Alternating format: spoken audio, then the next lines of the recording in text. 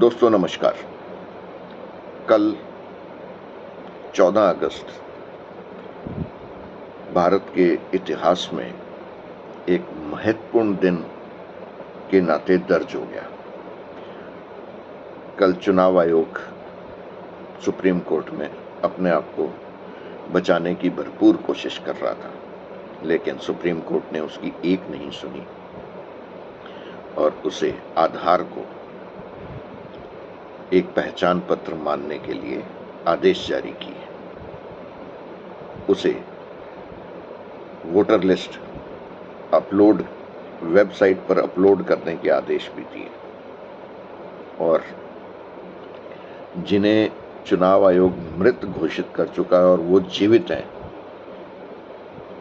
उनका नाम दोबारा वोटर लिस्ट में डालने के भी आदेश दिए। यानी चुनाव आयोग गलत है, गलत था और आगे गलत होगा नहीं होगा उसको रोकने की सुप्रीम कोर्ट ने भरपूर तैयारी कर दी।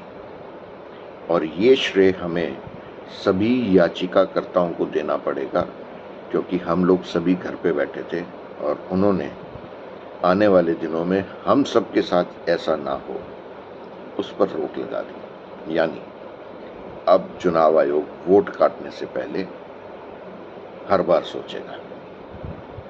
अगर किसी का वोट कटता है तो वो स्थानीय अदालत में भी अब जा सकता है चुनाव आयोग के खिलाफ, क्योंकि चुनाव आयुक्त जो हैं वो ईमानदार नहीं है, वो बेईमानी कर रहे हैं, ये साबित हो गया।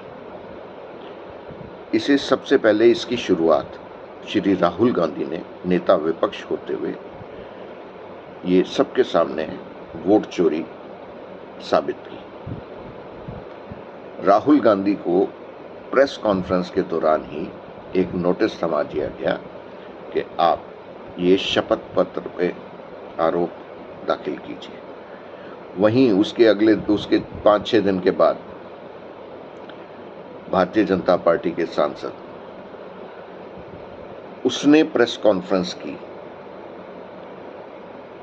और उसने 6 लोकसभा क्षेत्रों यानी कम से कम 50 से ऊपर विधानसभाओं में मतपत्र मतदाता के फर्जी होने का आरोप लगाया, लेकिन उसको आज तक नोटिस नहीं दिया चुनाव आयोग ने।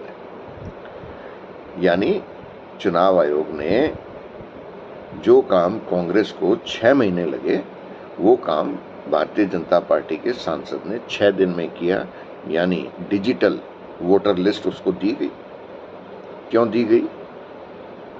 समानता का अधिकार है देश में, चलो दे दी, तो अब आप पूरे देश को उपलब्ध कराइए। आप क्यों भाग रहे हो? उसको नोटिस भी नहीं इशू किया। नोटिस भी इशू होना चाहिए, कार्रवाई भी होनी चाहिए। यानी चुनाव आयोग निष्पक्ष नहीं है।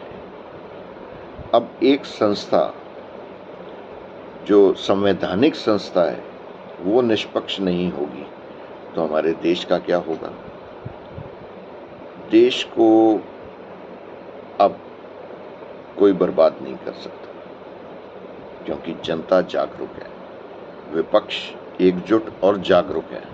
वो चुनौती भी दे रहा है, सवाल भी कर रहा है, जवाबदेही भी तय कर रहा है। तो हमें विपक्ष का साथ देना चाहिए और सरकार से सवाल पूछने चाहिए और जवाब लेना भी चाहिए, क्योंकि आज आज़ादी का दिवस है। आप सबको आज़ादी की वर्षगांठ की हार्दिक शुभकामनाएं। नमस्कार, धन्यवाद।